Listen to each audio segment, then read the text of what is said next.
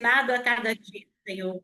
Em nome de Jesus, nos ajuda, Senhor. Precisamos de Ti, Senhor. Toma nas Tuas mãos essa penúltima aula. Toma em Tuas mãos a vida de cada aluno, meu Deus, meu Pai, em nome de Jesus. Tu conheces, Deus, a área de ruptura de cada um. Tu sabes o que eles precisam. Capacita-os, Pai, em nome de Jesus e para a glória do Teu nome. Amém. Gravando já. E aí, pessoal, vocês estão bem, né? Tô vendo Thaís, Darlene, hoje o resto. Quem tá no Windows aqui, gente? Me responde aí, quem tá no Windows. Plínio, É Plínio? É Plínio, consertou seu negócio aí, foi? Tá bom agora, não tá, Plínio? tá? Pelo notebook é melhor para assistir a aula. Olha aí, ó, como é que ficou bom, tá vendo? O microfone. Eu ia mandar as suas perguntas.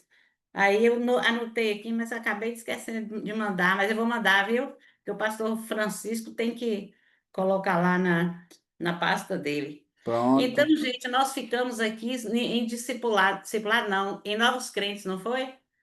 Novos convertidos. Lembra que eu falei para vocês sobre isso?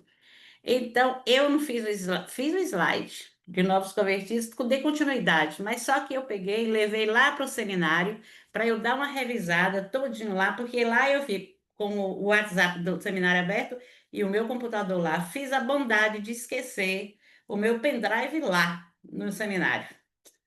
Esqueci lá e não pude lá hoje à tarde para pegar. Então, nós vamos compartilhar por aqui. A gente vai estar aqui falando sobre novos convertidos. Deixa eu abrir aqui rapidinho. Eu fiz a bondade de. Oh, Jesus. A gente vai ficando velho, vai ficando meio esquecido, viu, gente? Mas não foi esquecimento, não, porque teve muita coisa para fazer lá hoje.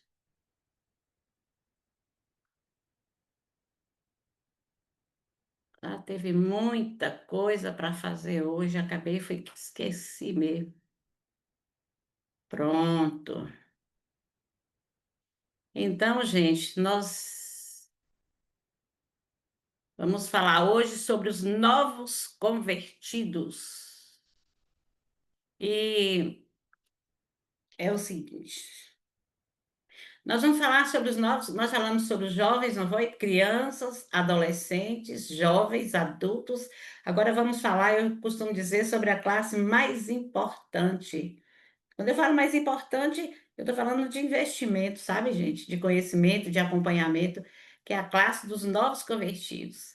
Mas quem são os novos convertidos? Vamos parar para pensar. Todo mundo sabe que os novos convertidos são aqueles que vieram, né, para a igreja, aceitaram Jesus como Senhor e Salvador da sua vida. Para o novo convertido, tudo é novidade. E nós, como educadores cristãos, nós precisamos nos lembrar que os novos convertidos, eles tinham uma história lá fora. A primeira coisa que eu me lembro quando eu me deparo numa classe de novo convertido é que os novos convertidos, eles pertenciam a um império. É o império das trevas, né? Eles pertenciam ao império das trevas. Eles viviam debaixo como é que diz? Do príncipe da potestade do ar, do espírito da desobediência. Eram pessoas naturais. Quando eles vêm para a igreja, que eles se convertem, eles vão passar a viver em um reino, o reino de Deus. E lá eles viviam uma vida dissoluta, desorganizada, né? Lá eles não tinham princípios, não sabiam o que eram princípios, o que eram valores, eles não sabiam o que era nada quando eles viviam lá fora.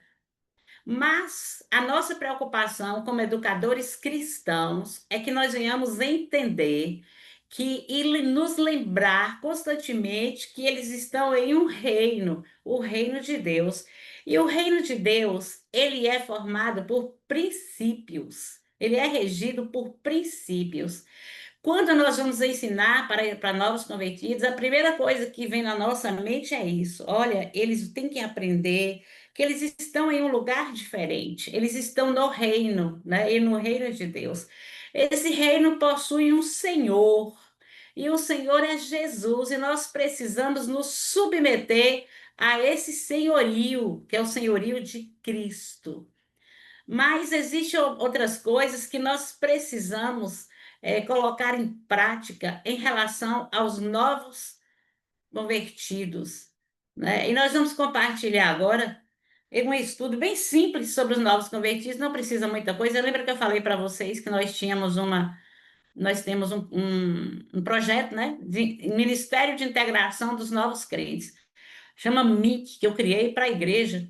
Esse ministério, a pessoa converte, você pega na mão dela, você leva ela para a sala, toma o nome, e você vai acompanhando, insere ela numa classe, no outro dia manda um telefonema, um cartãozinho, depois insere ela numa turma, depois vai acompanhar ela até a maturidade cristã. Né? Isso aí, eu não, como é que é o nome disso? Discipulado, né?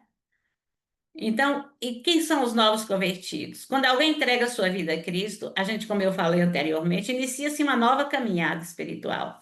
Esse momento é comparado na Bíblia como um novo nascimento.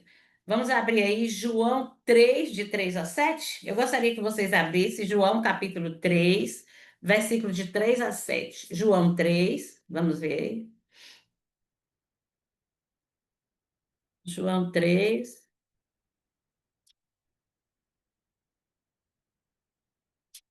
Quem gostaria de ler aí, pode ler, viu? João 3, de 3 a 7.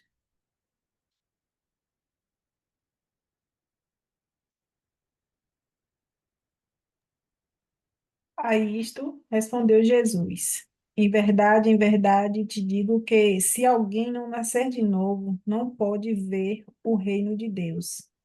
Perguntou-lhe Nicodemos: Como pode um homem nascer sendo velho? Pode porventura voltar ao ventre materno e nascer segunda vez? Respondeu Jesus: em verdade te digo que não nascer da água e do espírito não pode entrar no reino de Deus. O que é nascido da carne é carne, e o que é nascido do espírito é espírito. Não te admires de eu te dizer, importa-vos nascer de novo. Acho tão linda essa passagem, gente. Acho linda demais. Assim como um bebê, ele precisa de cuidados, alimento e nutrição. Assim como ele precisa de acompanhamento, né? O novo convertido também necessita desse acompanhamento e ensino para crescer na fé. A palavra do Senhor diz que aquele que está em Cristo, nova criatura é. 2 Coríntios 5:17 diz o seguinte: se alguém está em Cristo, nova criatura é. As coisas antigas já passaram e eis que fizeram novas. 1 Coríntios 5:17. Então, o que que nós precisamos? Uma coisa que nós precisamos mesmo, como professores de novos convertidos, educadores, discipuladores, é ter essa visão, é a gente viver isso. Eu digo assim que isso não pode ser, isso não pode ser só um conteúdo, mas precisa, eu falo assim que precisa como é que diz? Ele precisa estar inserido na sua vida. Você precisa ter uma visão, você precisa viver isso junto com o novo convertido, para você passar de uma forma mais clara, né? Vamos parar para pensar nesse texto aí de 2 Coríntios 5:17. Se alguém está em Cristo, é nova criatura. Como é que eu vou explicar para o novo convertido isso? É por isso que nós precisamos de visão, né? Uma visão adequada, mais clara. Se alguém está em Cristo, é nova criatura. Você vai trabalhar com ele. O que é ser nova criatura? O que é estar em Cristo? Olha, isso aí é o Espírito Santo de Deus que traz à nossa mente, ao nosso coração. Se ele perguntar, vai falar para você assim: Ô professora, ô tia, e o que é estar em Cristo? Nova criatura? Por que que fala que as coisas antigas já passaram e eis que fizeram novas? Eu explicaria da seguinte forma: se alguém está em Cristo, eu ia trabalhar o estar, eu ia trabalhar o verbo. Se alguém está em Cristo, estar fala de posição, né? Está em Cristo. Se minha posição é um cristão, eu sou pequeno Cristo na terra. Outra coisa também que eu gosto de me lembrar, a palavra do Senhor diz que nós estamos assentados com Cristo nas regiões celestiais. O que é estar em Cristo? É estar arraigado em Cristo, grudado em Cristo, ter Cristo dentro de você. Você passa a ser nova criatura, porque você não é mais aquele homem natural. Aí você vai trabalhar o que é ser criatura, né? Você vai trabalhar essa questão também para ficar bem claro na cabeça dos novos convertidos. Eles vão lembrar assim, ó, as coisas velhas já passaram. Que coisas velhas são essas? Tudo que aconteceu comigo no passado. Eu estou em Cristo hoje, aceitei Jesus como Senhor e Salvador da minha vida. Até aqui, ó, Jesus, no momento dessa decisão, Deus passou uma borracha com o sangue de Jesus e apagou todo o meu passado. A partir de agora para frente é uma nova história. Eu estou em uma nova caminhada. É a aventura mais deliciosa e apaixonante da vida. Está em Cristo. Eu não estou mais sozinho. Eu estou debaixo do senhorio de uma pessoa muito especial que é Jesus. Eu estou que é o discipulador por excelência, não é verdade? Eu estou debaixo do cajado dele, caminhando a passo da jornada. Quando fala assim que as coisas antigas já passaram, é que tudo que eu fiz no passado foi apagado, eis que tudo se fez novo. Eis que as coisas fizeram novas, é que tudo que agora eu vou viver em novidade de vida. Tudo se fez novo. Eu vou viver em novidade de vida. Peraí, gente, deixa eu dar uma olhadinha aqui. Tá guardando aqui, Jesus. Só um pouquinho aqui, viu, gente? Ai, Senhor, tá aqui. Então, gente, eu vou viver em novidade de vida. Se alguém está em Cristo, pronto, pronto, pronto aqui. Nova criatura é, né? Eis que tudo se fez novo. Então agora eu vou viver como? Em novidade de vida. Eis que tudo se fez novo. Então isso precisa, nós precisamos ter o cuidado de explicar de uma forma bem clara e precisa, né? Para que eles possam compreender. Porque quando o ensino ele é raso, quando o ensino não é profundo, né? Não é direto, não é objetivo, quando a mensagem ela não é expositiva, ela não vai transformar a vida de ninguém. Por que que eu defendo a mensagem expositiva? Porque você vai no texto lá e você examina, você pega o texto, você pega o verbo do texto, você, sabe, você estuda e você aplica o texto no coração das pessoas. Você vai lá para o novo convertido, eita, você aceitou Jesus como Senhor e Salvador da sua vida, sua história vai mudar. Nós precisamos ser sinceros, nós precisamos ensiná-los que não é porque ele está em Cristo que as lutas não vão acontecer. Nós precisamos entender que quando eu aceito Jesus, quando eu abro a porta do meu coração para Jesus entrar, aí começou a minha guerra, a minha batalha começou aí. Porque, primeiro, Satanás, ele não quer perder o território dele. Em segundo lugar, o diabo sabe que Deus tem planos, propósitos e projetos a realizar em nós e através de nós. Aí começou a guerra. Começou a guerra. Mas a palavra diz também que se nós estivermos debaixo do senhorio de Cristo, e se nós entendermos quem manda em nossa vida, e se nós estivermos com os corações dispostos a obedecer à voz do nosso comandante, nós jamais, jamais nós perderemos essa batalha, porque com ele nós somos muito mais do que vencedores. Então vamos parar para pensar quem são os novos convertidos. São as pessoas que aceitaram Jesus como Senhor e Salvador, arrependendo-se dos seus pecados e recebendo perdão e a vida eterna. Atos 2, 37, 38. Vamos abrir comigo aí? Atos 2, 37, 38. Atos 2. Se alguém entrou aí, me avisa aí, viu, gente? Que eu não estou vendo aqui, não, por causa que tá. Atos 2, 37, 38.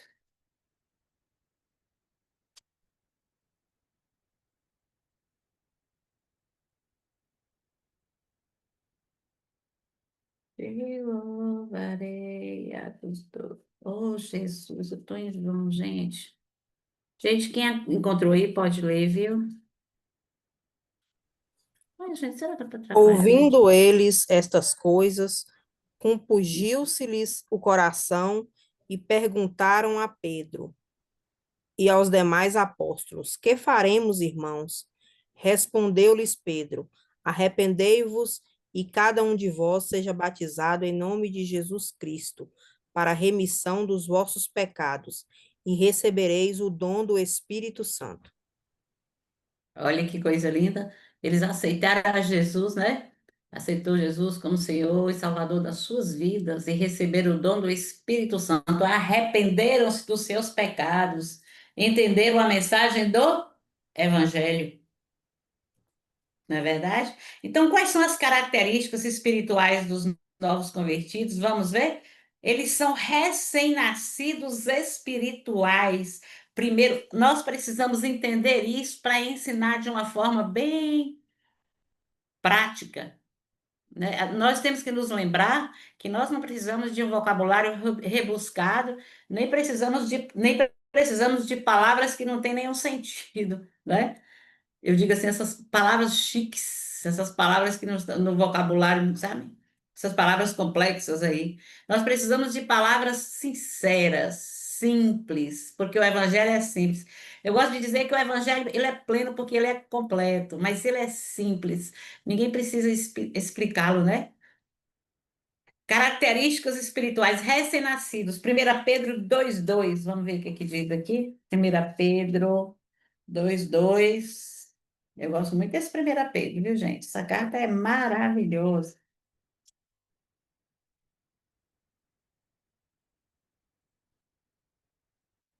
1 Pedro.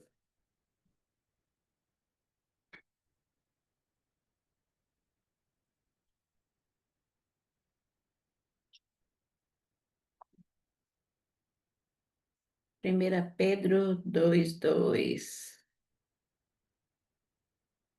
Vai, gente. 2 Pedro, isso aqui. Estamos chegando ao fim do semestre, gente. 2:2 diz assim: desejai ardentemente, como crianças recém-nascidas, o genuíno leite espiritual, para que por ele vos seja dado crescimento para a salvação. Eu quero trabalhar esse texto aqui com vocês. Vamos analisar ele aqui? Vamos aqui, ó. 1 Pedro 2:2 está dizendo assim: desejai ardentemente, ó, os recém-nascidos, né? Com fome. Desejai ardentemente, como crianças recém-nascidas, o genuíno leite espiritual, para que por ele vos seja dado crescimento para a salvação. A única coisa que vai dar crescimento para a salvação é o genuíno leite espiritual. Uma das características espirituais do novo convertido é que eles são recém-nascidos e eles precisam de um alimento de qualidade para que eles possam crescer em conhecimento, em estatura, em todas as dimensões. E para que eles possam crescer, como é que diz, não atrofiados, não aleijados, né? Não cheios de áreas de ruptura. A área de ruptura já vem pelo histórico de vida, que todos já viveram, que cada um tem sua história, né? Mas que eles recebam leite espiritual genuíno, é necessário, é aí a base, né? Eu lembro da palavra de Timóteo, a mãe de Timóteo, né? Que trabalhava, a mãe e a avó, Lloyd e Eunice, trabalhavam, né, estruturando, né, os fundamentos da vida de Timóteo, né? As pequenas letras, né? O início de tudo, o alicerce. É por isso que o novo convertido, nós precisamos ter um cuidado todo especial com o novo convertido, para que ele se sinta amado, cuidado, porque quando nós ensinamos, quando nós passamos para eles o genuíno alimento, sabe o que vai acontecer? Ele vai crescer de uma forma, como é que eu posso dizer? Uma forma verdadeira, vai crescer com qualidade. Esses recém-nascidos, né? Esses novos convertidos, ele tem sede de Deus e da verdade. Para ele, tudo é novidade. Nós vamos nos lembrar quando nós aceitamos a Jesus, o desejo no coração de conhecer mais de Deus, o desejo do coração de conhecer a verdade. A primeira coisa que eu me preocupo com o novo convertido é ensinar a ele as sagradas letras, e essas sagradas letras eu tenho o desejo de ensinar a eles quem é Deus Pai, quem é Deus Filho, quem é o Deus Espírito Santo. Eu ensino a ele que os atributos de Deus, Eu ensino a eles quem é Deus na vida deles, que Ele é o grande eu sou, Ele é meu amigo, Ele é meu ajudador, Ele é meu mantenedor, Ele é meu supridor, Ele é o meu Deus, Ele é minha rocha, Ele é minha fortaleza, Ele é meu socorro, bem presente na angústia. Eu mostro tudo isso para eles, nós precisamos disso. Depois eu mostro quem é Jesus. Eu começo a falar com eles que Jesus é a rosa de Saron, é o lírio dos vales, é a resplandecente estrela da manhã, o sol da justiça. Ele é o Filho amado, o Cordeiro de Deus que tira o pecado do mundo. Ele é Rei dos reis e Senhor dos senhores. E em cada versículo desse, em cada nome desse, eu vou trazendo, sabe, a verdade sobre esse nome, o estudo profundo sobre esse nome. Quando a gente começa a falar sobre Deus, a gente costuma ensinar os atributos de Deus e também os nomes de Deus, Jeová Shammah, Jeová Shalom, El Roi, Elohim, Tsidkenu, Makadesken, né, Nissim, Gil, né, desculpa, Jireh, e por aceita aí Darley vai. novamente. Oi? Darley, tá aguardando. Deixa eu descer e subir aqui, gente. Pronto. Então, eu tenho essa preocupação de estar ensinando essas questões aí para que eles aprendam, entendeu? Porque eles precisam compreender e você vai mostrar para eles qual é a função desse Deus na vida deles. Né? Eu gosto muito daquele texto, eu me lembro porque eu trabalhei muito com o novo convertido, né? Quando Moisés, que o Senhor falou com Moisés, vá ao povo lá, desça lá e fale com o povo. Aí o Moisés falou com o Senhor assim.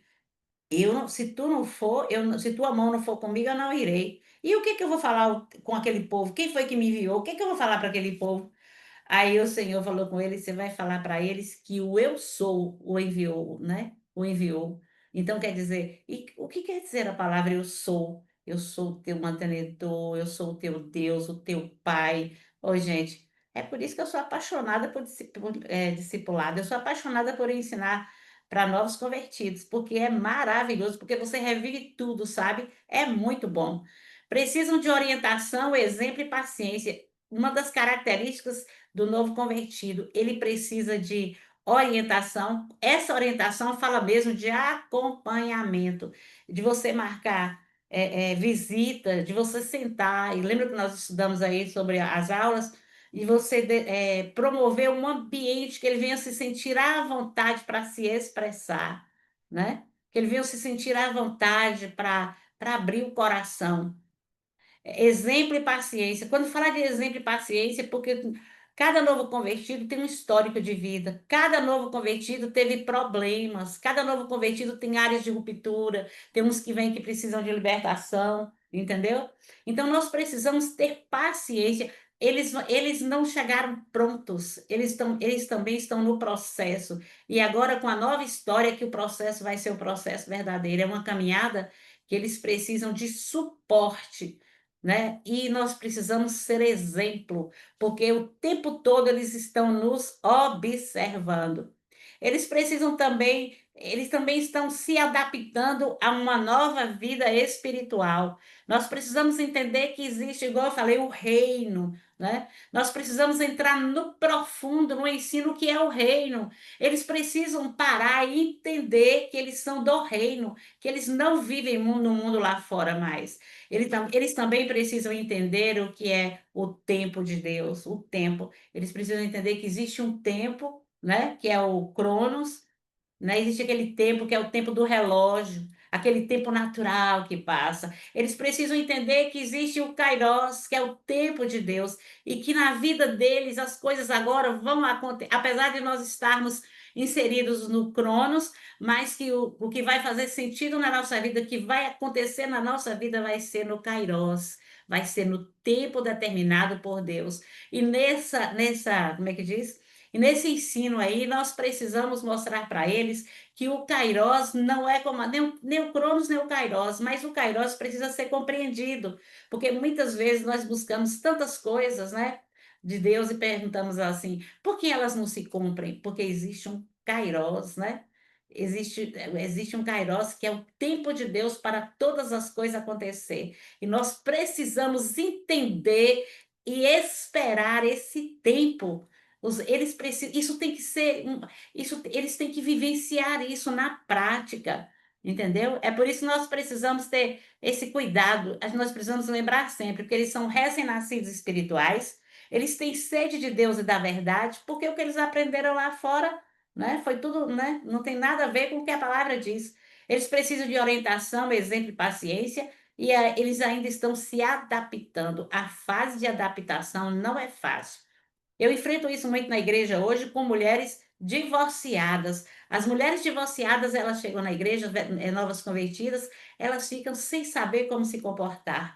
Elas ficam perguntando assim, qual é o meu lugar aqui dentro? Sabe o que que faz sentido, né? Eu fico olhando assim, eu fico observando e falando, é por isso que precisa de acompanhamento. Quando eu falo de novos convertidos, falo de todas as, como é que diz, as faixas etárias, e falo também tanto masculino, feminino, né? Outra coisa também, eles enfrentam desafios. E quais são os desafios que eles enfrentam, os novos convertidos? Vocês poderiam pautar assim, falar assim, o que eu vejo, o desafio é esse na minha igreja. Você tem se relacionado, você tem discipulado, você tem convivido com o novo convertido? Me fale aí, eu gostaria que vocês citassem aí. Quais são os desafios que o novo convertido enfrenta, que vocês têm observado na igreja?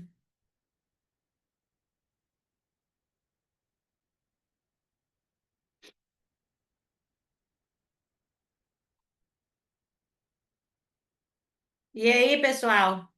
Gil, em termos de novo convertido hoje, igual esse acompanhamento. Eu vejo hoje a igreja pecando muito, algumas igrejas, por não ter esse acompanhamento, não ter realmente essas pessoas separadas para que acompanhem os novos convertidos. Porque, assim, eu lembro que na época que me converti, na época que nós estávamos ali, você lembra que eu discipulada, a gente acompanhava, a gente ia na casa, a gente fazia o estudo com ela em casa. Hoje não, hoje se faz o discipulado, mas naquele momento que a pessoa já vai batizar, vai ali, faz o estudo e pronto. Não tem aquele acompanhamento igual tinha, pelo menos eu sinto essa falta hoje aqui na Filadélfia. É Oi, verdade, viu? Pode falar. Paz, boa noite. Boa É, noite.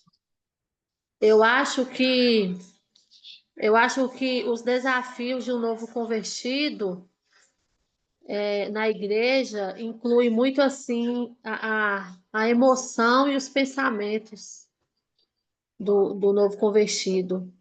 Às vezes a pressão de amigos e familiares para manter, né, esse novo convertido ali.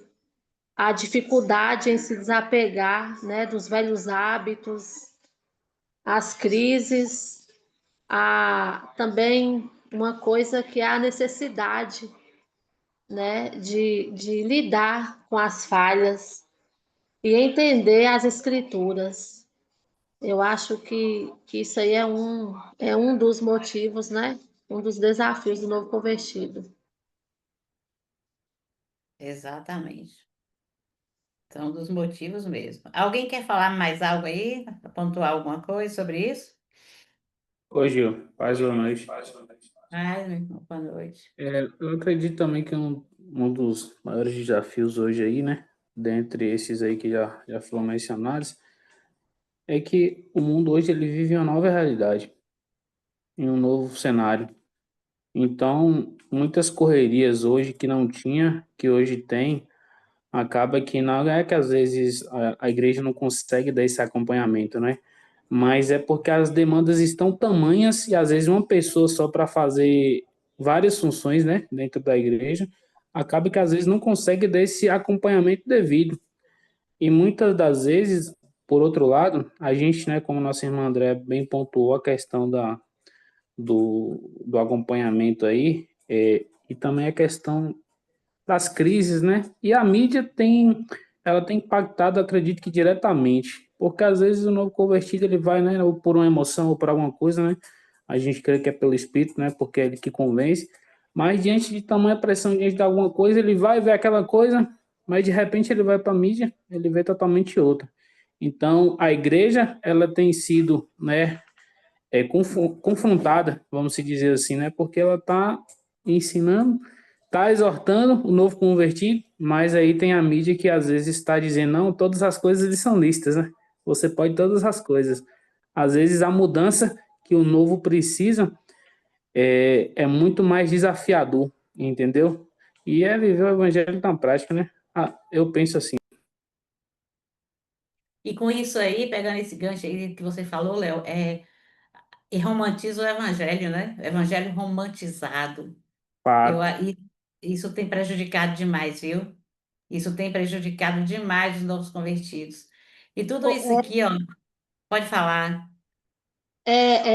Também, como o Léo está falando aí, às vezes o novo convertido ele está ali, aceita Jesus e, e vê ali um movimento na igreja, e às vezes as pessoas, a gente ouve muito, né, dizer, a igreja tem que igualar as coisas do mundo para conseguir ganhar os jovens, ganhar as pessoas, tem que fazer algo diferente, né, para chamar a atenção das pessoas. Aí a pessoa, né, vai naquela empolgação, naquele entusiasmo, aceita Jesus ali, né? E não firma, porque depois vai ver a realidade de como é, né? Às vezes foi ali por emoção, foi, né, por ver aquele movimento, aquela coisa toda, e na verdade, né, o profundo mesmo que precisa realmente aprender, às vezes não quer, né? E aí acaba desanimando, ou às vezes também a questão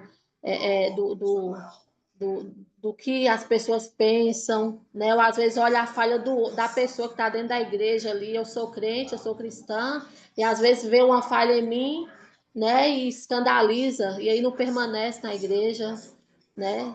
Essas coisas assim, eu penso. Exatamente.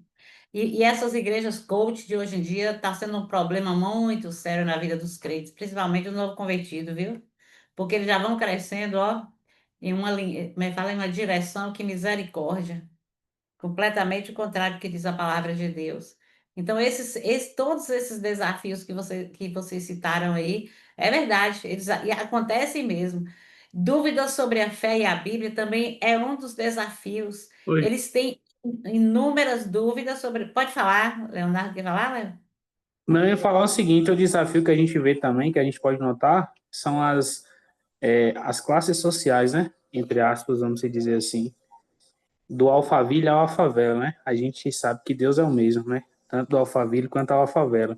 Mas, às vezes, da forma como a igreja se comporta diante de alguns cenários, é muito triste diante de algumas pessoas. E a gente tem que tratar todos iguais. Então, às vezes, se chega ali, às vezes, uma pessoa que às vezes não está bem composta e tal, às vezes não é porque ela não queira, né? É porque às vezes a condição e tal, mas às vezes chega outra pessoa em outro nível e tal, a gente já quer abraçar, já quer trazer para perto. Eu acho que também é um dos grandes desafios, né? Ter esse equilíbrio emocional de quem está ali na frente para conduzir o novo convertido ao caminho da verdade, né? Que é do Alphaville ao Alfavela, Cristo Jesus é o mesmo. E por isso que eu lembro direto da palavra do pastor Anderson para mim, a gente conversando aqui em casa dentro do carro. Quando ele saiu, ele pegou no meu braço e falou assim: Ô Gil, vou te dar um conselho. Você guarda o seu coração, guarda o seu coração. Aí eu fiquei sorrindo, falei, por quê? Ele falou assim, olha, porque nos últimos dias vai ser muito difícil você ser crente dentro da igreja. O lugar mais difícil de você ser um cristão vai ser dentro da igreja. Então, guarda o que tens, para que ninguém roube a tua coroa. E eu vou dizer para vocês, esse tempo está chegando, viu? Aliás, já chegou esse tempo. Você falando aí, eu me lembrei. Nós precisamos guardar os nossos corações. Nós precisamos disso, porque até o seu modo de viver hoje, se você quer viver de acordo com os princípios da palavra de Deus, você enfrenta problemas e oposição dentro da igreja, viu? Dentro da igreja. Gente, infelizmente, o tempo hoje já está acontecendo isso. E nós precisamos guardar os nossos corações. É por isso que nós temos que comer a palavra, viver a palavra. Eu não estou nem aí, eu quero a palavra. A palavra diz isso, isso e isso, e é isso que eu vou viver, ponto final. Entendeu? E vai ser assim. Lá fora é muito fácil, gente. A Bíblia diz que o mundo jaz no maligno, o mundo está morto. A Bíblia diz que o mundo está governado pelo, né, pelo espírito da desobediência, pelo príncipe da potestade do ar. Satanás está governando, está pintando e bordando aí fora, entendeu? E dentro da igreja, infelizmente, nós precisamos nos lembrar que o trigo está crescendo junto com o joio. E nós não podemos arrancar o joio do meio do trigo, senão acaba arrancando o trigo junto. Então, o que nós precisamos mesmo é ser vigilantes, guardar os nossos corações e ensinar direitinho para quem está chegando, entendeu? Cuidar da geração que está chegando, né? Então, esses é um desafio que eu acabei de citar, as dúvidas sobre a fé e a Bíblia, né? As pessoas muitas vezes têm dúvidas, muitas vezes elas para você esclarecer para um novo convertido o que é fé, pare e pensa aí, gente, como é desafiador. A fé é o firme fundamento daquilo que você não está vendo, mas você tem convicção daquilo que você espera. Como é que você vai explicar isso? Você tem que entrar no campo da visão espiritual para mostrar isso, né? Quanto à Bíblia, você tem que ensinar uma coisa que eu sempre me preocupei. A Bíblia fala, a palavra fala, que a palavra do Senhor, ela é uma espada, ele é o martelo que esmiuça a penha, ela é uma espada. Essa espada tem que cortar da forma correta. E para eu saber empunhar essa espada, eu preciso estar preparado. E eu preciso ensinar aquele que está chegando que a Bíblia é a palavra de Deus, que a Bíblia possui todas as respostas, que a Bíblia ela transforma, que a Bíblia não são apenas letras, aqui dentro tem sangue, aqui dentro tem um sacrifício, tem tudo isso. Isso aqui é um testamento de um Deus de amor, de um Pai de amor que por nós tem um imensurável zelo. E essa Bíblia que Deus deixou para nortear a nossa fé, para nortear a nossa vida, é a nossa única regra de fé e prática. Há poder nas palavras dela, as declarações proféticas que tem aqui, né, para mudar a nossa história. A gente precisa ensinar isso. A gente tem que levar a pessoa a se apaixonar pela Bíblia, gente. Nós precisamos disso. Outra coisa também, outro desafio também, que eu gostaria de acrescentar, que vocês já falaram aí, é a influência do passado e tentações. Eu já disse, já compartilhei com vocês, não sei se foi em Vida Cristã ou foi aqui. Olha, principalmente em adolescentes, né? A influências do passado e tentações, nós precisamos ser pais e mães espirituais. Eles precisam ter, como é que diz, confiança e liberdade de compartilhar suas lutas e as tentações mais avassaladoras, sabe? Que vem mesmo. Vem, eu costumo dizer que vem com todo o gás, sabe? Contra, né, os novos convertidos. E as influências do passado é que todos nós temos um histórico de vida, né? Todos nós temos uma história, né? E nós precisamos muitas vezes quebrar velhos paradigmas, nós precisamos ser libertos, sabe? A luta também é na mente, diz que a batalha maior é na mente também, né? Que às vezes a pessoa fala bem assim, meu Deus, os pensamentos, eles não cessam. Eu sempre digo assim, que você vai batalhar contra esses pensamentos a vida toda. Eu gosto, não sei se foi Spurgeon que falou, eu não me lembro, que ele falou bem assim, eu não posso impedir que os pássaros voem sobre a minha cabeça, mas sobre a minha cabeça eu posso impedir que eles façam um ninho, né? A gente não pode impedir que os pensamentos venham, a gente precisa entrar em batalha espiritual. Nós precisamos nos lembrar, como diz a neurociência, que a nossa mente, o nosso cérebro, ele é um órgão. Quando o Dr. Cury fala que nós temos que ser o autor da própria história, o Dr. Cury está falando o seguinte: o cérebro ele não pode comandar as nossas ações, não. Nós temos, por isso que nós precisamos da palavra. Olha, cérebro, você está agindo assim, mas a palavra de Deus diz isso, isso, isso, e eu submeto você em obediência à palavra de Cristo. Entendeu? É por isso a necessidade da gente comer a palavra, a necessidade da gente ler para ela tomar todos os labirintos do nosso ser, tomar todo o nosso cérebro. Quando vier os maus pensamentos, os pensamentos de derrota, de fracasso, de medo, aí vem, começa, a palavra começa a combater, ó. Sabe? A palavra ela é uma espada, a palavra é nosso escudo de defesa contra todos os argumentos do diabo. Então, as influências do passado. Olha, tem pessoas que não concordam e eu respeito o ponto de vista de cada um, mas eu gosto de trabalhar muito de quebra de maldição, sabe? Eu gosto muito de trabalhar isso, porque a minha vida, eu tenho um exemplo aqui que sou eu. Porque teve um dia que eu falei: chega, eu não aguento mais tanta coisa que repetiu na minha árvore genealógica e repetiu na minha vida. Eu não aceito. O cativeiro vai ser estourado hoje, porque eu não aguentava mais. Eu falei, eu tenho meus filhos, eu preciso que eles, que a minha geração, passe a caminhar debaixo da potente mão do Senhor e desfrutando do melhor de Deus na terra.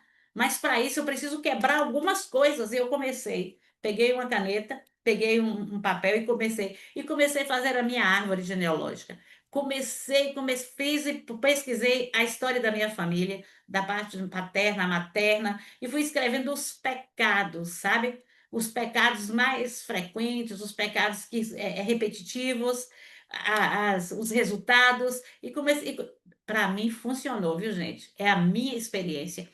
Aí eu comecei a escrever, depois eu fiz uma campanha de jejum e oração, e eu comecei a confessar esses pecados da minha geração. E fui quebrando, e fui quebrando. E aprendi a fazer declaração de fé. Aprendi declarando sobre a vida dos meus filhos. Eu comecei a declarar: essa maldição não vai atingir. E colocava a mão no meu ventre e falei: a geração que partiu daqui é uma geração abençoada. Eu colocava a mão na minha barriga e dizia: eu gerei um Samuel. Um tempo novo, eu gerei um Samuel, e gerei mesmo. E a palavra tem poder. Há poder em nossas palavras, em nossas declarações proféticas, há poder. Hoje eu estava conversando com o papai uma coisa ali na hora que a gente estava tomando café. Aí eu virei e falei bem assim para ele. Meu pai falou assim: eu vou dar isso e isso a você. Porque eu tenho vários irmãos, né? Aí eu falei assim: e eles me matam. Né? Quando eu falei isso, depois eu voltei, tá repreendido. Falei, misericórdia.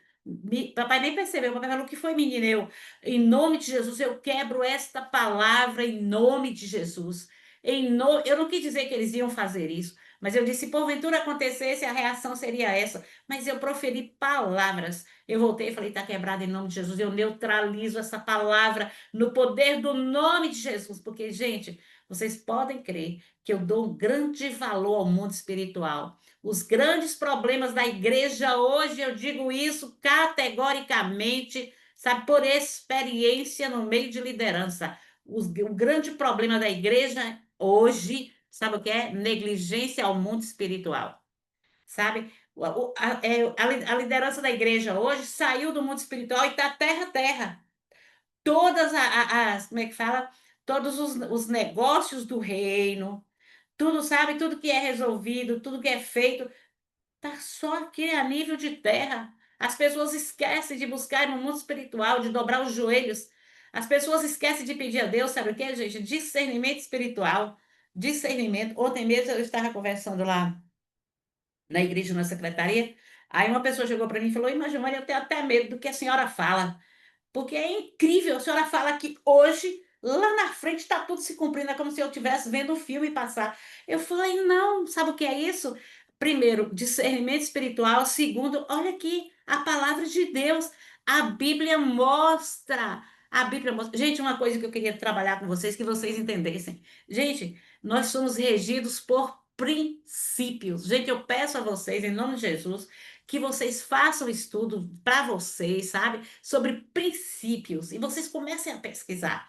A obediência aos princípios, quais são os resultados na sua vida? Ó, a quebra de princípios, quais são as consequências? Gente, em nome de Jesus.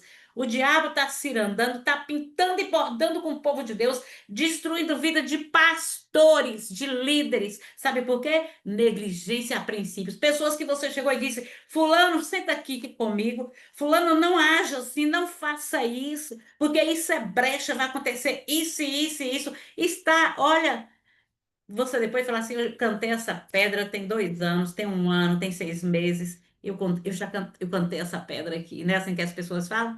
Pois é. Então, o que que é isso? Isso eu tenho aprendido, isso tem servido de experiência para mim. Sabe o que é isso? Quebra de princípios. Você quebra um princípio hoje, meu irmão, tenha certeza de uma coisa: lá na frente o princípio te quebra, viu? Te quebra. E Deus pega você e traz para o centro. Ele traz, porque ele ama, o Senhor ama. É por isso que nós precisamos ter muito cuidado. Nós precisamos ter muito cuidado com os princípios e ser fiéis aos princípios estabelecidos por Deus em Sua palavra. Lembra que eu falei para vocês? Eu tenho um temperamento muito difícil. sabe? Eu vivi uma vida quando eu me converti, pé na igreja e pé no mundo, e passei por um processo de libertação doloroso. Aprendi a dar valor ao reino quando eu entendi o que era princípio, vida de santidade, quando eu aprendi que eu tinha uma geração que saiu daqui de dentro, que eu teria netos, que meu filho precisava estar debaixo dessa geração abençoada. Eu comecei a buscar, eu falei, não, a minha casa precisava ser liberta, porque eu fui a porta do evangelho que abriu aqui dentro da minha casa, entendeu? Então eu comecei a entender, eu comecei a buscar ser obediente aos princípios. Tem muita coisa, sabe, irmãos, que vem, ó, aflora, sabe? Aflora que parece que vai, sabe? Aí eu volto, não, calma, cala a boca, Adão. Porque a palavra de Deus diz que existe um princípio que você precisa seguir. E eu submeto a minha vontade, o meu pensamento aos princípios estabelecidos por Deus em Sua palavra. Nós não podemos esquecer que nós estamos em guerra o tempo todo. O diabo vive disputando para tomar o nosso coração, entendeu? Ele vive disputando o tempo inteiro para fazer a gente acreditar nas mentiras dele, para fazer a gente quebrar os princípios da palavra, a sofrer, sabe? E acreditando que Deus não está vendo, que Deus não está no controle, e que se eu der um jeitinho brasileiro, as coisas vão mudar e a pessoa só vai virando uma bola de neve, uma bola de neve. Nós precisamos ter cuidado com as nossas escolhas, precisamos ensinar tudo isso aos novos convertidos, porque as escolhas nossas hoje é que vão promover o nosso destino. Qual será o meu destino? Qual é o destino que eu escolhi para mim? Depende da minha escolha. Eu já ensinei isso dentro do discipulado, já vi pessoas renunciando muitas coisas e serem vitoriosas, e já vi pessoas desobedecendo e a espada descer sobre a vida e virar um verdadeiro arraso. É por isso que nós ensinamos, meus amados, a palavra e nós precisamos colocar em prática. As influências do passado precisam ser quebradas, precisam ser vencidas. O que eu disse hoje, nós não podemos ter nota promissória na mão do diabo. Pecado escondido, pecado não confessado é um problema. Nós precisamos mostrar isso para o novo convertido. O pecado confessado é pecado perdoado. Primeiro vem o arrependimento, a confissão e vem o perdão. Deus nos perdoa. Sabe, pecado não confessado, fica, ó, o monstro fica ali hibernando, ó, no presente. Lá no futuro ele desperta e destrói toda a sua trajetória, tudo aquilo que você sonhou. Estou vendo pessoas perderem aí cargos importantíssimos de liderança. Sabe por quê, meus irmãos? Negligência aos princípios estabelecidos por Deus em sua palavra. De você chegar, fulano, não faça isso não, fulano. Espere um pouco. Não tome essa decisão agora, não. Ore primeiro, e a pessoa atropelar tudo, tudo, sair por cima de tudo, fazendo tudo, sabe? A maneira dele mesmo, dela mesmo, fazendo tudo e depois está aí ó, colhendo tudo sendo destruído. O que que é isso? Falta de obediência aos princípios. E quando nós vemos essas experiências, nós temos que esses exemplos, nós precisamos parar. Eu falo assim que isso serve para mim para uma coisa, para eu ter mais cuidado com minha vida com Deus. Eu vou aprendendo a cada dia, isso vai ficando mais aguçado, sabe? Na minha mente. Isso vai ficando no meu coração que eu preciso obedecer. Obedecer é melhor do que sacrificar, que a minha vitória vem da minha obediência, vem do meu temor a Deus e a sua palavra, da sua palavra. Sabe, o diabo, ele é sujo. Quando você quebra o princípio, Deus tem que entrar em cena, porque Deus, ele é santo. Os atributos dele é que regem, né? Ele é juízo, mas ele é justiça. Ele é amor, mas ele é juízo e justiça. Quando a gente peca, se vocês acham que Deus ele tem prazer de ver a gente sofrer, não tem. Mas é porque quando eu peco, a justiça dele com a sua santidade entra em ação. Sabe? Quando fala que ele faz a ferida e ele mesmo a liga, ele está dizendo que ele está quebrando para que haja conserto. As ferramentas pedagógicas de Deus entram em ação para não perder a gente, para quebrar as arestas, para forjar, para nos lapidar. E isso a gente tem que ensinar de uma forma profunda para o novo convertido. Porque ele está debaixo das influências do passado e tentações, ele tem que entender que ele pode vencê-las. Ele tem que entender também que essa falta de entendimento sobre a nova vida, que é outro desafio, Falta de entendimento sobre a nova vida cristã. Olha o que eu falei, você vai mostrar o que é vida com Deus, o que é reino, o que é império. O império das trevas é bem limitado, sabe? O império das trevas é desregrado, você vai fazer o que quer e vai aonde quer. No reino é diferente, tem princípios. No reino, todas as coisas me são lícitas, eu sou livre para escolher, mas nem tudo me convém. Existe uma linha divisória. O Senhor está falando, você pode ir para onde você quiser, mas nem tudo convém você ir, né? E nem tudo convém. O Senhor está falando, ó, todas as coisas te são lícitas, mas nem tudo me convém, né? A gente precisa entender essas questões aí. Darley, você está aí ainda? Você está aí ou está me chamando aí para me aceitar? Está aqui no meu celular? Já Darley está estou aí? aqui. Já estou, Ah, já tá estou bom. aqui. É porque eu vi aqui no celular. Ui, Darley, não tinha visto você, não. Falo rápido demais, né, gente? Ô, gente. Pois é, então esse falta de entendimento sobre a vida cristã. Nós precisamos entender profundamente sobre a nova vida cristã.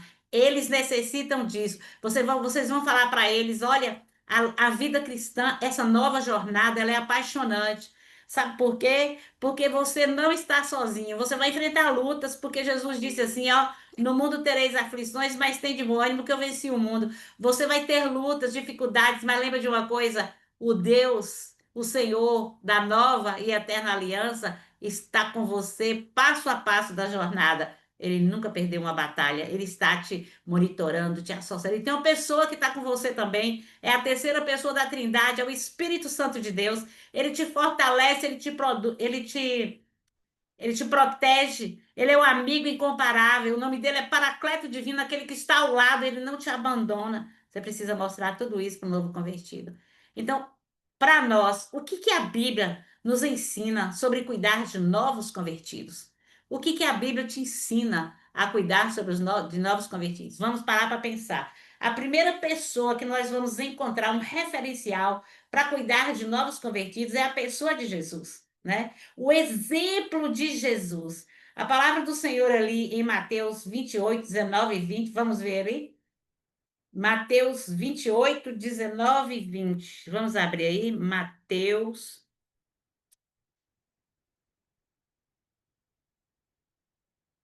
Ô, gente, se eu pudesse, eu largava tudo, ia trabalhar só com o novo convertido, que é minha paixão. Ia treinar discipuladores, ia trabalhar com novos convertidos. Eu ia fazer isso, só isso, não ia fazer mais nada, porque é minha paixão. Meu coração, olha, meu coração queima por isso. Mateus 28, 19 e 20 fala o que aí, gente? Vamos ler aí. Eita, essa aí é.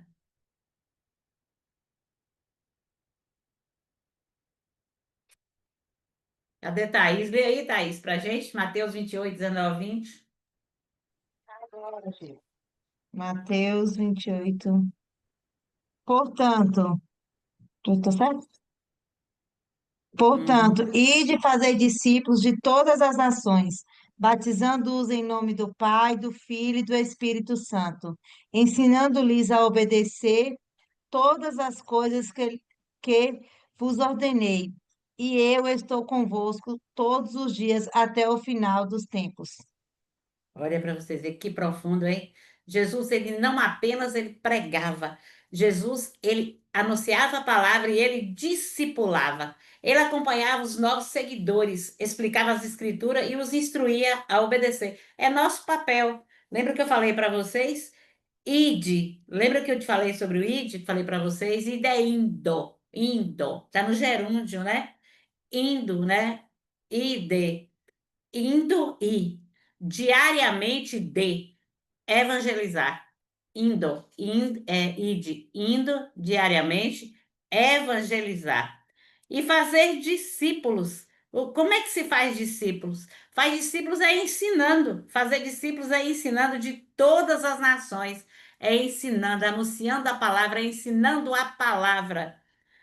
Em nome do Pai, do Filho e do Espírito, batizando-os em nome do Pai, do Filho e do Espírito Santo, ensinando-os a guardar todas as coisas que eu vos tenho ordenado. Ele diz assim: não se preocupe, vocês não estão sozinhos, porque estarei com vocês todos os dias até a consumação dos séculos. Letra B. O exemplo da igreja primitiva. Eu compartilhei o exemplo de Jesus, né? Agora, o exemplo da igreja primitiva. Em Atos 2:42 diz o seguinte: e perseveraram na doutrina dos apóstolos, na comunhão, no partir do pão e nas orações.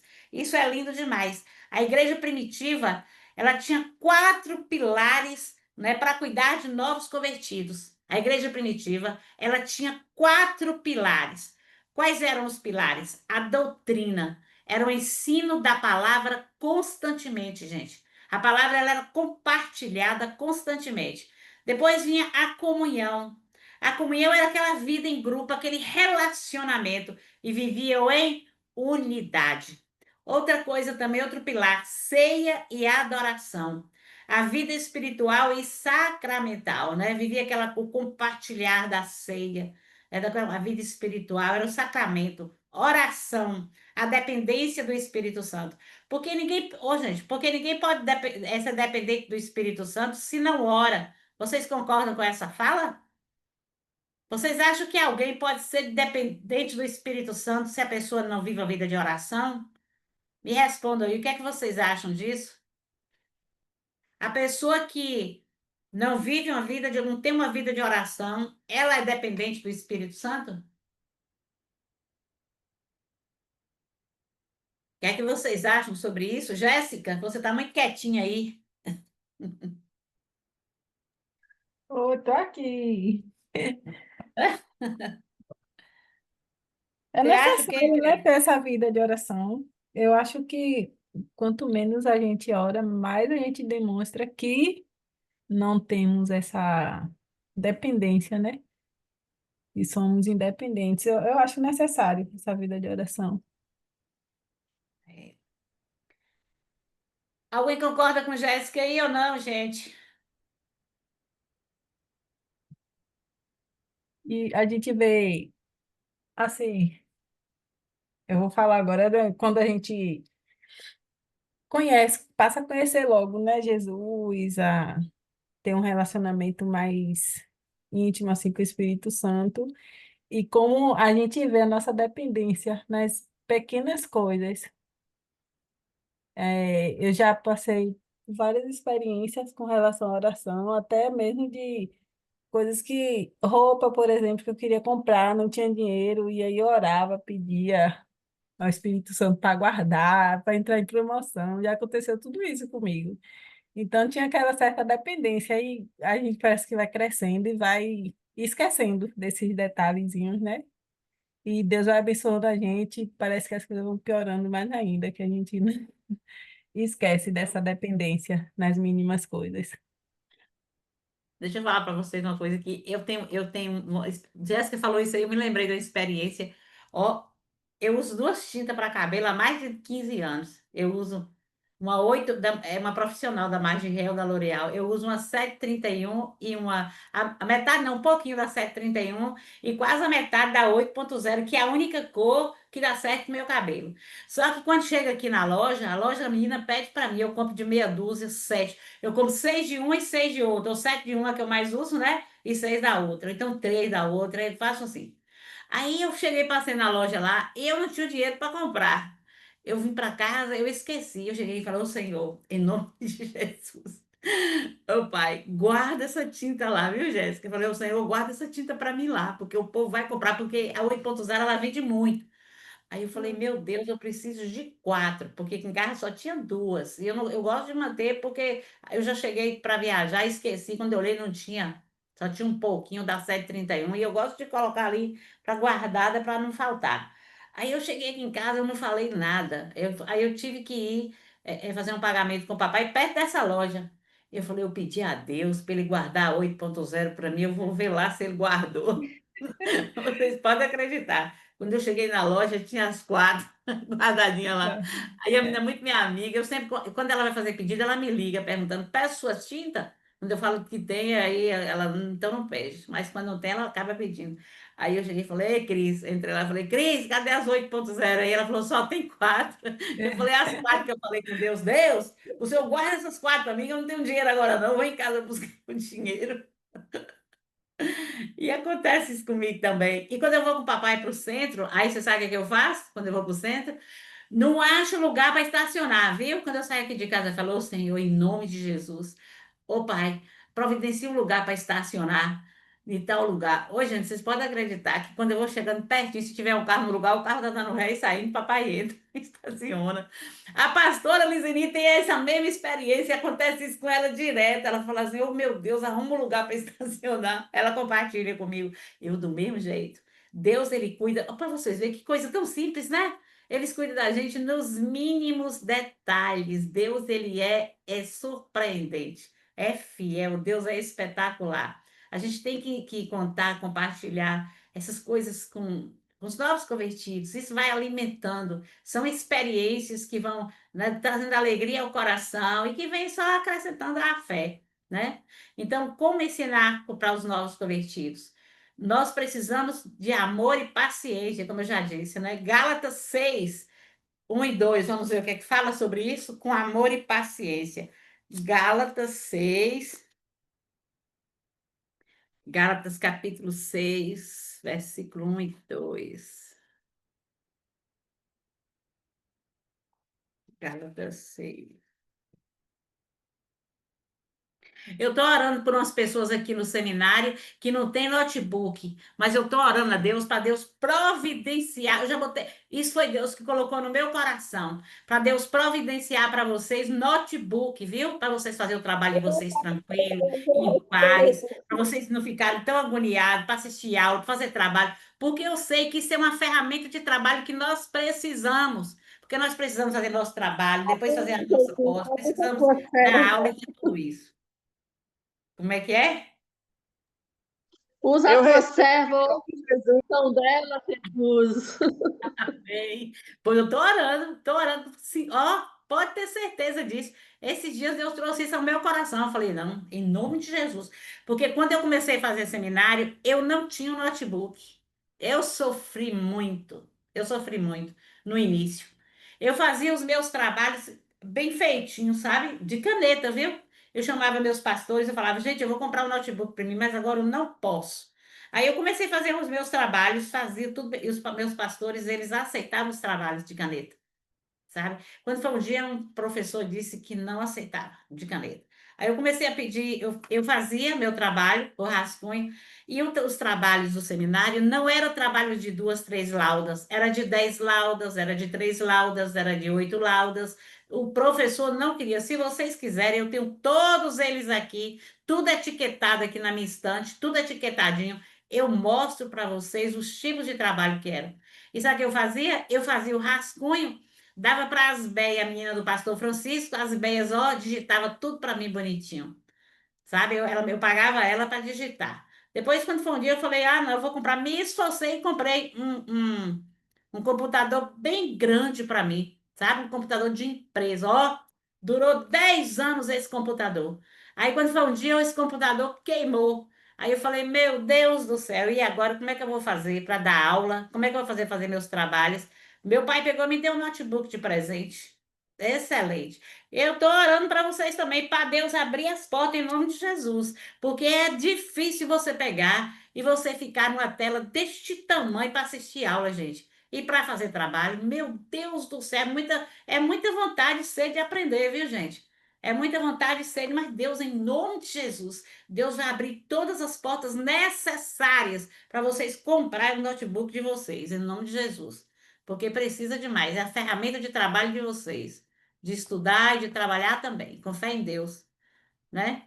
Então vamos ver aqui, restaurar com mansidão, Gálatas 2, 6, 1, 2. Vamos ver o que que fala? Quem quer ler aí, gente? Pode ler.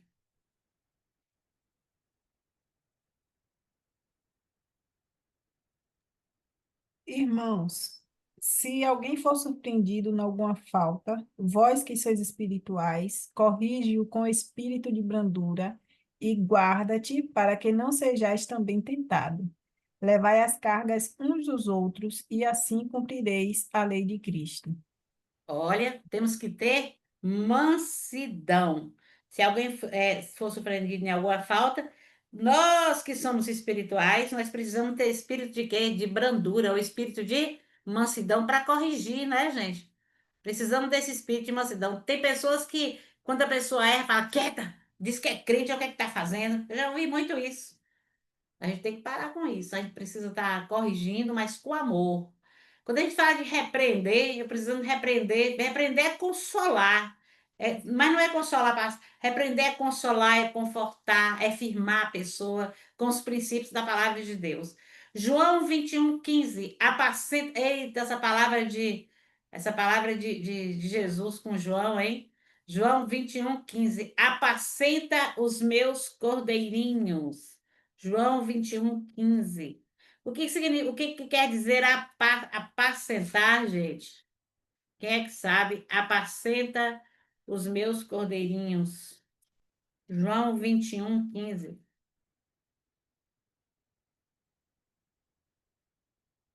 João 21:15. Eu gosto demais desse texto. Esse texto é maravilhoso. Jesus interrogando Pedro, né? Eita coisa linda, Senhor da glória. 21:15. Diz assim: depois de terem comido, perguntou Jesus a Simão Pedro: Simão, filho de João, amas-me mais do que a estes outros? Ele respondeu: sim, Senhor, tu sabes que eu te amo.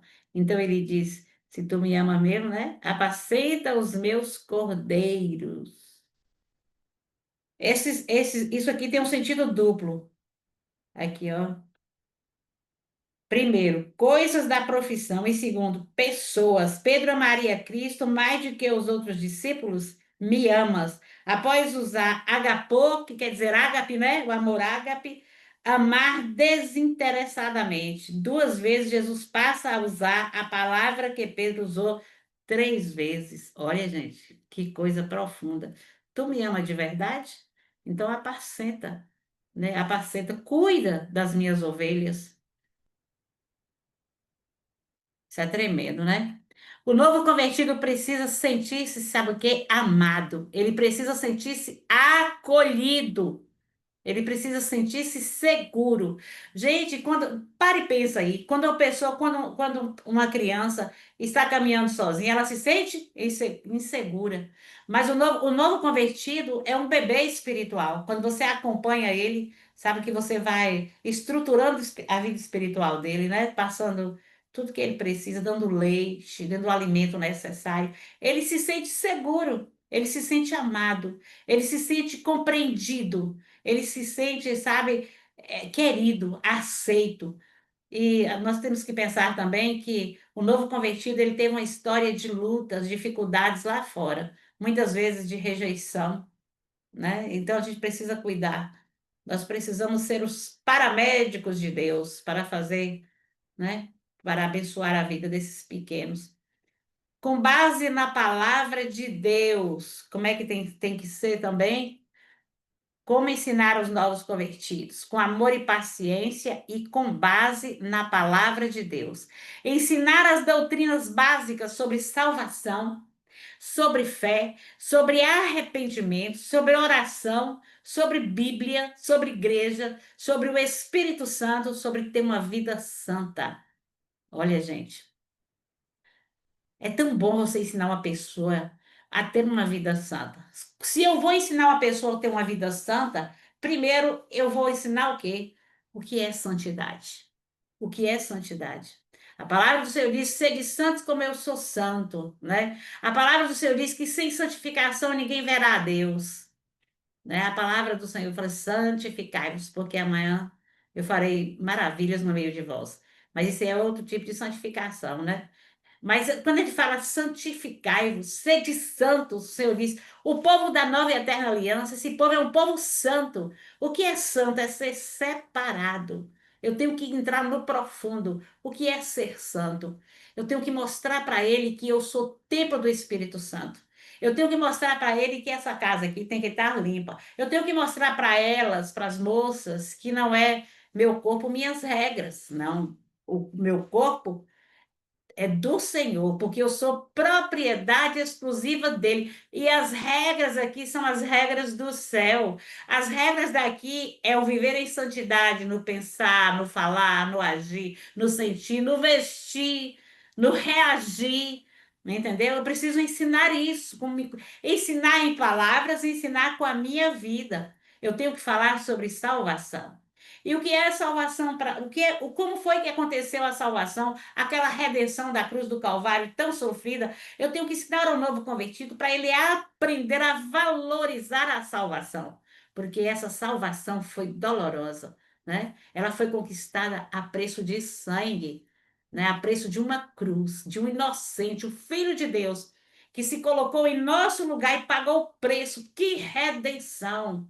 Né? Cordeiro de Deus, hoje eu sou, né? Porque o Cristo que foi lá na cruz, que disse assim, está consumado, ele disse, olha, eu paguei o preço pela sua redenção, pela sua salvação, eu paguei o preço, para que você tivesse vitória na sua vida psicológica, financeira, familiar, né? E sobre todas essas áreas. A salvação é isso. E é a salvação na eternidade, para eu viver a eternidade com ele. É muito lindo. Eu falei para vocês sobre o livro que eu tenho aqui, né? Uma jornada no coração de Cristo. Uma jornada no coração de Cristo. Gente, ele é profundo. Ele é maravilhoso. Olha, depois eu vou mostrar para vocês, eu mostro a capa dele para vocês direitinho. Eu tenho ele aqui, eu amo esse livro. E não tem como ler e não chorar, né? Essa redenção, a gente tem que passar isso para o novo convertido. A gente tem que falar sobre fé, sobre arrependimento. Lembra que eu falei com vocês lá em Vida Cristã o que é arrependimento?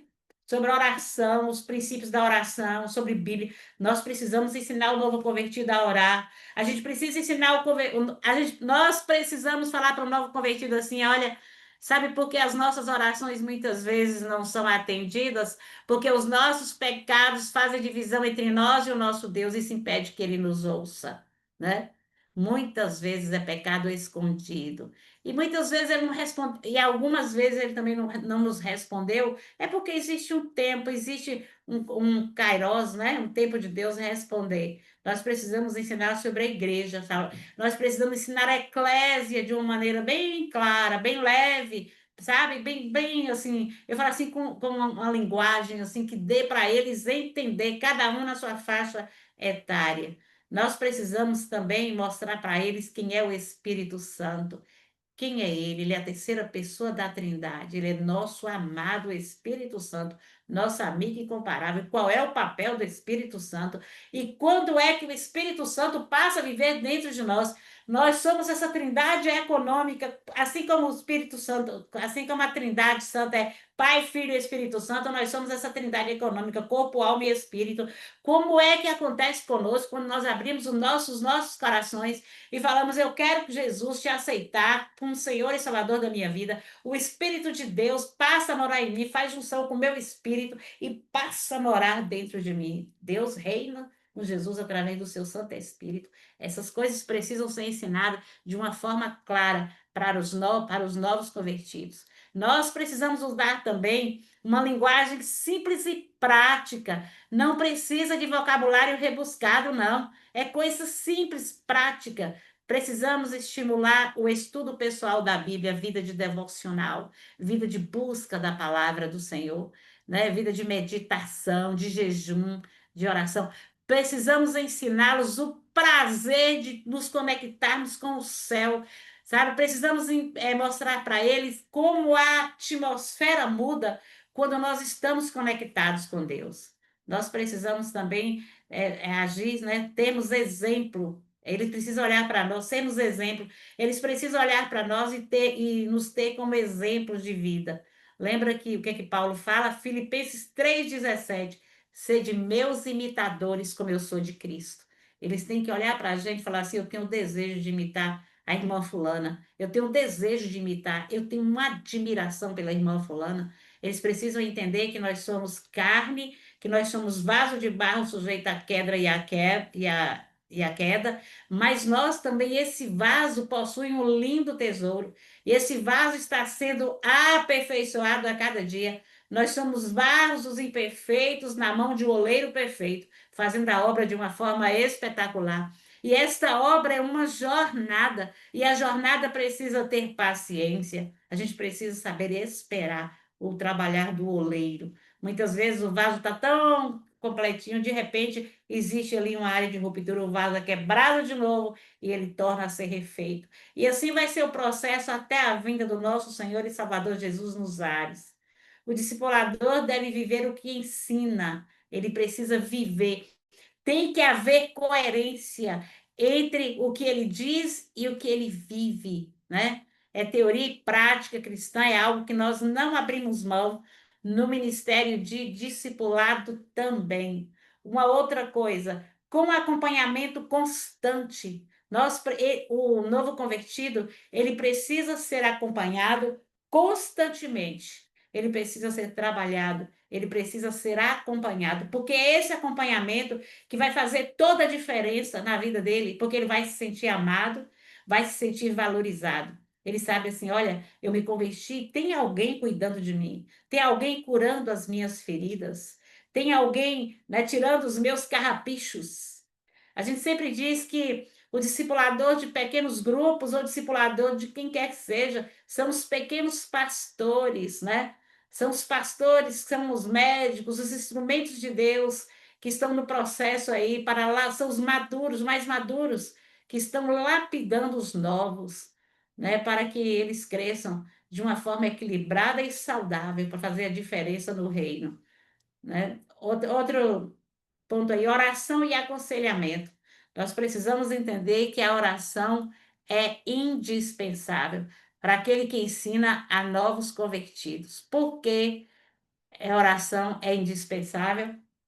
Porque o homem nada recebe o que do céu não lhe for dado. Não adianta, você pode conhecer a Bíblia, mas a graça para explicar o que está escrito, o discernimento que você precisa para aconselhar uma vida, para cuidar de uma vida, vem do alto. Você precisa ter a unção que vem do Santo, o poder que vem do Senhor, né, para poder estar te capacitando para você aconselhar. Eu sempre digo que a gente precisa se apresentar diante de Deus como vasilhas vazias, prontas para receber do céu toda a água, todo o mantimento, todo o suprimento que nós precisamos. Sabe por quê? Porque tem alguém ali que o cântaro vai ser derramado sobre ele. Então a gente precisa disso, a dependência. E a gente tem conversado muito lá na igreja sobre o conhecimento teológico. Nós precisamos ter um cuidado para não permitir que o conhecimento teológico venha sobrepujar a ação do Espírito Santo em nossa vida, gente. Sabe por quê?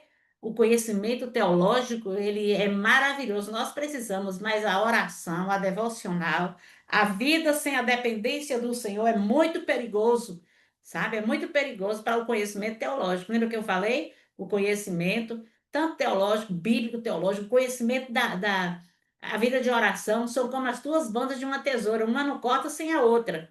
Nós precisamos entender isso. E aconselhamento, nós precisamos de discernimento, porque o aconselhamento é parte da vida do líder, do educador, de novos convertidos. Outra coisa, inserção em grupos de comunhão, a inserção na igreja, é onde entra aí o Ministério de Integração de Novos Crentes, para inserir. Aqui na nossa igreja, cada bairro tem um grupo um PG, um pequeno grupo, que é uma célula, né? E tem uma congregação, mas nessa congregação tem pequenos grupos. Aí os jovens, tem os líderes que trabalham, em cada bairro tem um pequeno grupo. Então, quando a pessoa se converte, a gente tem que inserir, nós temos que olhar assim, no bairro Novo Horizonte, por exemplo, tem um grupo lá. Se essa pessoa mora lá, a gente tem que integrar essa pessoa nesse grupo, para que ela cresça em grupo, para que ela entenda que ela faz parte de um corpo. Temas essenciais para ensinar a um novo convertido. Vamos ver? Um tema maravilhoso, uma nova vida em Cristo. Abram comigo, por favor, 2 Coríntios 5:17. Uma nova vida em Cristo. Vamos abrir aí? 2 Coríntios 5:17. É um dos temas maravilhosos, essenciais. Sabe o que é essencial, né, gente? 2 Coríntios 5:17. 5:17.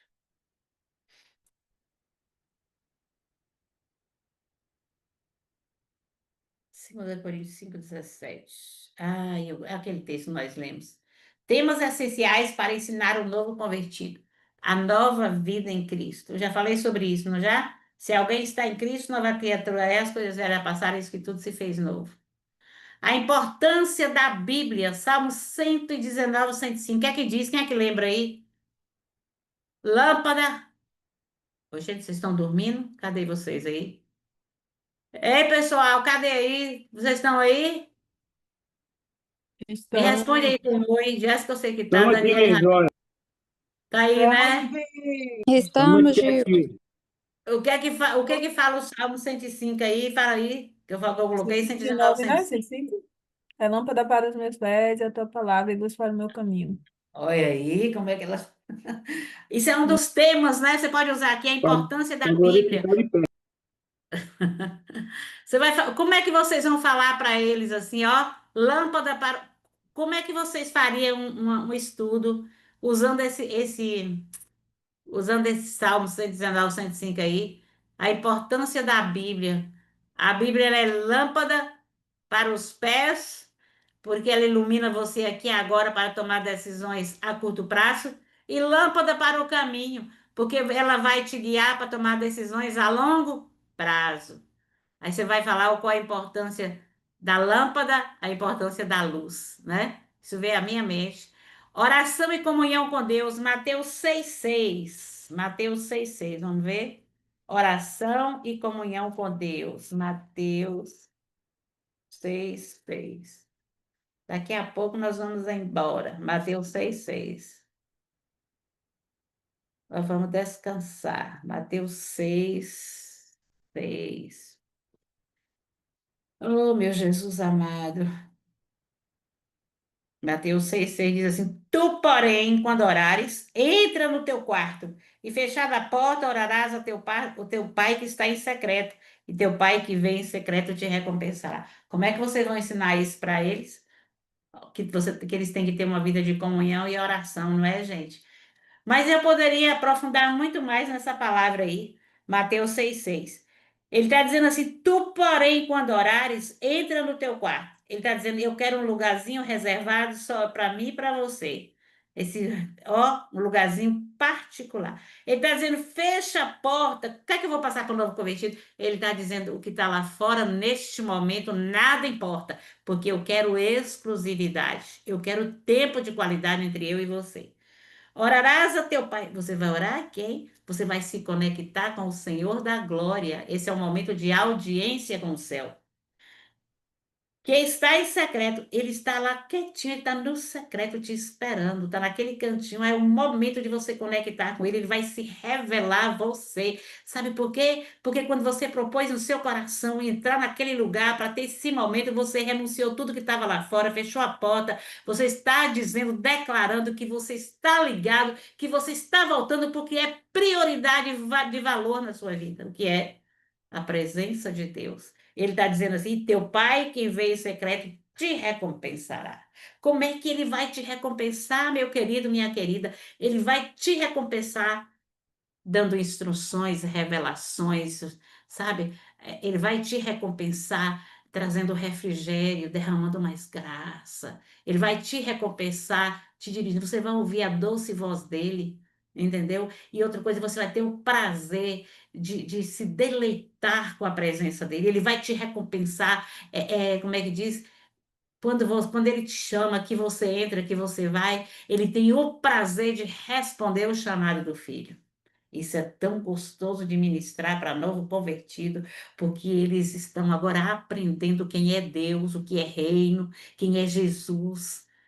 É maravilhoso isso. O poder do Espírito Santo. Atos 1:8, mais recebereis poder. Ao descer sobre vós. É isso mesmo, né, gente? Atos 1:8. É ou não, gente? Vocês estão muito longe aí, então é verdade. Atos 1:8. É isso mesmo, É mas isso mesmo, recebereis. Gil. É isso mesmo, né? É. Pois é, vamos pensar aqui. Mas recebereis poder ao descer sobre vós o Espírito Santo, e sereis minhas testemunhas, tanto aonde? Em Jerusalém, na Judéia, Samaria e todos os confins da terra. Acertei, porque eu sempre troco. Mas presta atenção aqui. O poder do Espírito Santo, mais recebereis poder. Para que esse poder? Esse poder é o dunamis ou dínamos, o poder para testemunhar. É o poder para testemunhar. Recebereis poder ao descer sobre vós o Espírito Santo. Você vai dizer para ele: olha, Deus te deu. Olha, quando você aceitou Jesus, o Espírito Santo passou a morar em você e ele te deu poder para testemunhar. Não se preocupe, não tenha medo. Quando você abrir a boca, ele vai colocar as palavras na sua boca. Você apenas vai falar, vai testemunhar aquilo que ele fez na sua vida. E ele vai se manifestar através da sua vida, dos seus lábios. O Espírito Santo vai falar. Ele vai trazer toda a mensagem que é a sua vida, né? A sua experiência com ele. Ele está dizendo: sereis minhas testemunhas. Ele está dizendo: você vai ser minha testemunha, tanto aqui como na Bahia, né? Como no Brasil, como no exterior. Você vai ser minha testemunha em todos os confins da terra. Lembrei da missionária, da mulher samaritana. Ela foi testemunha quando ela teve aquele encontro profundo com o Senhor. Não tem como não falar dela. A importância da igreja e da comunhão. Hebreus 10:25. A importância da igreja e da comunhão.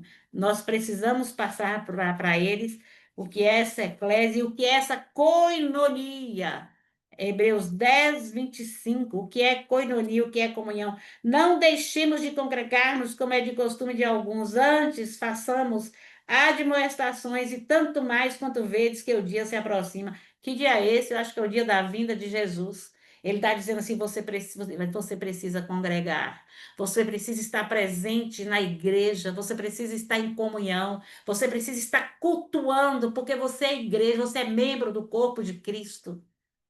Nós não podemos ensinar para eles que eles são igrejas separadamente, né, gente? Entendeu isso, né? Nós somos membros do corpo, o corpo tem uma cabeça que é Jesus e nós somos os membros uns dos outros. Nós precisamos estar em comunhão, em koinonia. A comunhão, essa comunhão é importante. E eu sempre passo para eles, assim, umas experiências que eu tenho sobre comunhão de ser curada no meio da comunhão, ser fortalecida no meio da comunhão. Santidade e arrependimento contínuo é um outro tema maravilhoso. Você pode pegar isso aí, santidade e arrependimento contínuo, e fazer um estudo em 1 Pedro 1, 15, 16. 1 Pedro 1, 15, 16. Gente, eu tenho muita facilidade em tudo que quer dizer Bíblia, porque eu dou aos outros assuntos, mas eu não vou falar para vocês uma coisa aqui, que eu não me sinto muito à vontade. Eu estudo e dou, mas eu gosto mesmo é de Bíblia. 1 Pedro 1, 15 e 16 diz o seguinte. Gente, eu estou lendo porque eu sei que vocês estão meio cansados aí, né?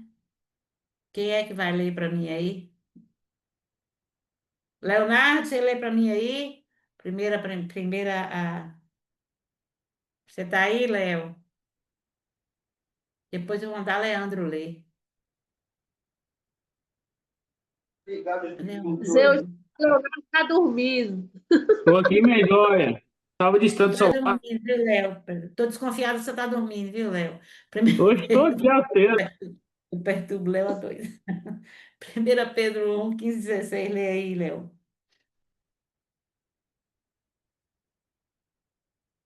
15, 16. 1 Pedro, isso? 15, 16. Mas é lindo isso aqui. Diz assim, minha joia. Pelo contrário, assim como é santo aquele que o chamou, seja santo vocês também em tudo o que fizeram. Porque está escrito: sejam santos, porque eu sou santo. Olha, gente, dá para fazer um tema aí maravilhoso ou não dá? A importância da santidade e arrependimento contínuo. Você vai, olha. Ele está dizendo o seguinte: pelo contrário, segundo é santo aquele que vos chamou, ó, vai dizer assim, ó, Deus é santo, você precisa ser santo como ele é santo, sabe por quê? Porque você, a sua vida, o seu coração é templo do Senhor. Nós somos casa de Deus. Ô, Betel. Também vós mesmos, em todo o vosso procedimento, toda a nossa maneira de ser, de pensar, de agir, de falar, de reagir. Quando eu falo sabe por que eu falo de reagir, gente? Porque muitas vezes nossa natureza se revela, né? Nosso testemunho se revela, são nas reações, viu? Se a pessoa pisar no seu calo, fazer uma injustiça com você, se você não tiver o controle do Espírito Santo, sua reação é drástica. Então, até nisso nós precisamos de ter uma vida santa, porque está escrito: sede santos, porque eu sou santo. Nosso Deus é santo, o povo de Deus tem que ser um povo santo. Eu gosto muito daquele texto de 1 Pedro, que fala que nós somos sacerdócio real. Nós somos, eu preguei esse texto lá na conferência da MOB, lá em Itabuna. Eu e pastor André Chalit, nós pregamos esse texto lá no Congresso de Jovens, lá em Itabuna. Eu preguei bem esse texto pela manhã. Nós somos propriedade exclusiva de Deus. Nós somos povo santo, né? O povo de propriedade exclusiva do Senhor. E nós precisamos viver uma vida de santidade, uma vida de arrependimento. O serviço cristão, Romanos 12, 11. O serviço cristão, Romanos 12, 11. É para mim Nós ler, Gil? Pode ler, Romanos 12, 11. Certo, vou ler aqui agora. 12, 11, né? É. Isso. Não sejais, não sejais vagarosos no cuidado, sede fervorosos no espírito, servindo ao Senhor. É esse mesmo? É isso mesmo. Nós temos que ser fervorosos no Espírito, servindo ao Senhor, no serviço cristão. Nós temos que servir com toda alegria, não ser devagarosos no cuidado, né? Nós precisamos ser cautelosos, amorosos e fazermos as coisas de Deus com amor, com dedicação. A esperança da vida eterna, João 14, de 1 a 3. A esperança da vida eterna. João 14, nós estamos indo embora já, viu? Estamos terminando. João 14, de 1 a 3. A esperança da vida Pode ler, eterna. Gil? Pode ler. João 14, do 1 ao 3, né? É. Não se turbe o vosso coração. Credes em Deus, credes também em mim. Na casa de meu pai há muitas moradas. Se não fosse assim, eu vos teria dito: vou preparar-vos lugar. E se eu for e vos preparar lugar, virei outra vez e vos levarei para mim mesmo, para que onde eu estiver, estejais vós também. Oh, Jesus. Fala a verdade, gente. Se isso não é apaixonante. Já imaginou você ensinar isso para um novo convertido? Tem uma casa, tem um lar te esperando, né? Você vai viver para sempre com essa pessoa. Eu lembrei da minha netinha, que ela disse que quero que ela veja Jesus. Eu falei, o que é que... Ela disse, eu preciso ver Jesus, vovó, porque eu sou apaixonada por ele. Eu falei, mas o que é que você quer ver nele? Ela disse, eu quero ver os pés e as mãos. Eu falei, os pés e as mãos? Ela disse, sim. Eu falei, por quê? Porque é lá que eu estou escrita. Eu vou ver, não vou? Eu falei, vai ver sim. Ela disse, pois é, vovó, é lá que eu estou escrita, nos pés e as mãos. Eu gostaria de ver os olhos dele também, porque eu acho que os olhos dele são maravilhosos, para vocês verem que coisa. A gente precisa trazer para o novo convertido a esperança, sabe? Da eternidade. E eu me lembro de tantas coisas. Às vezes eu compartilho com meu pai aqui, falei sempre, papai, o Senhor vai ser a luz que ilumina todos os povos. Ele vai estar no meio da cidade santa. A gente pode construir o que for aqui, a estrutura que for, mas o que há no céu que nos espera é incomparável. É incomparável. E nós precisamos ensinar isso com amor e paixão para os novos convertidos, para que eles tenham sede e fome de prosseguir a jornada com a vida de santidade, guardando o coração, né, no proceder, para alcançar, para ir para o céu, né, para herdar essa vida eterna. A gente tem que ensinar também, gente, as pessoas, quando a gente fala para ensinar as pessoas a amarem a Deus, nós precisamos falar com eles sobre idolatria. Precisamos falar com ele, para eles assim, olha, amar a Deus é priorizar Deus. O que é idolatria? É tudo aquilo que toma o lugar de Deus na nossa vida. Pode ser um curso, um título, um filho, uma casa, um carro. A gente precisa saber, eu já falei muito sobre isso, sabe? Porque isso precisa ser ensinado. Então, nós precisamos de uma coisa. que nós precisamos entender uma coisa: nós somos chamados por Deus para sermos educadores cristãos. E esses educadores, eles são discipuladores. Então, para todo líder, todo discipulador, todo educador cristão, ele precisa entender que ele é um exemplo. Ele precisa entender que ele precisa acompanhar os novos convertidos com amor e paciência. Ele precisa ensiná-los a andar com Deus e depender do Espírito Santo. A jornada, ela é difícil, ela é árdua, mas ela é prazerosa porque existe alguém especial que nos conduz passo a passo, que é o Espírito Santo. E para os novos convertidos, a gente tem que entender que nós temos a responsabilidade de passar para eles a verdade, com amor, com seriedade, né? Com qualidade.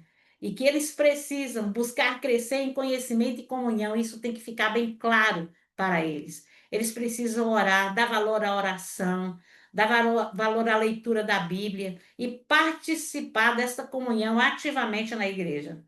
Ele precisa permanecer firme, mesmo em meio às dificuldades. E o que que nos faz permanecer firmes em meio à dificuldade? A palavra permanecer, ela é muito profunda. Permanecer é continuar firme no meio, sabe, e não desistir. Permanecer é não voltar atrás. Embora a luta seja grande, mas a gente sabe que lá no final a recompensa vem. Vai valer a pena. Vai valer a pena. Hoje, desde segunda-feira, que eu estou passando por umas dificuldades que só Jesus na causa. Eu olho para o céu, às vezes eu não tenho nem força para orar no momento, eu olho para o céu, assim, quando vem em minha mente algumas questões, eu saio aqui na porta do meu escritório, que olho para o céu e falo assim com o Senhor: Deus, olha, eu respiro fundo, que isso aqui chega, cansa e dói. Eu falo: Senhor, me socorre, me ajude. E eu tenho certeza que o suprimento vem e a força vem. Porque Deus, a gente tem aquela convicção que Ele, ó, nos sustenta a cada passo da jornada. Ele é fiel, né? Ele é presente na nossa vida. Então, o novo convertido é uma nova criação, em processo de crescimento, assim como eu e você. Ainda estamos nesse processo, nessa faculdade, que nós nunca receberemos o diploma, que é um aprendizado contínuo. É nossa responsabilidade ensinar e cuidar dessas vidas. É um mandato de amor e de responsabilidade para toda a igreja. Mas existem aqueles que foram chamados especificamente para trabalharem nessa obra. A gente nunca vai esquecer o que está em Mateus 28, 19, e de fazer discípulos de todas as nações. Fazer discípulo não é fácil, requer investimento, renúncia, amor, compromisso, paixão, dependência total do Espírito Santo de Deus.